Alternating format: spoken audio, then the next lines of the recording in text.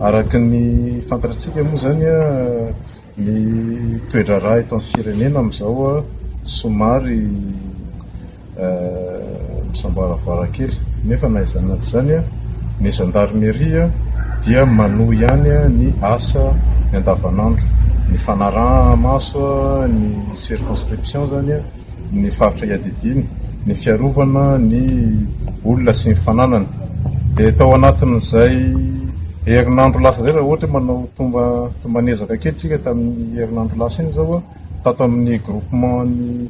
Bongolava zany raha ohatra hoe resaka alatrombo no resahana dia nisy 2 no ombivery tamin'ny farany herinandro iny ny zoma mandrapatonga ny androany dia ny 9 amin'izay tafaverina amin'ny tompony avokoa. Amin'izao fotoana zao moa zany mbola misy ny opération zay nataonay ary mbola mitohy zany zavatra zany. Nisy ihany koa ny fisavana ireo toerana lazaina fa fanafenan'ny dalo ny omby alatra dia omaly ariva moa zany tafaverina ireo zandary zay namita an'izay iraka zay dia nisy omby 570 zany no hitany ary zareo tao ary efa tonga eto Tsiromandity zany omby zany ary ampidirina Fourrière.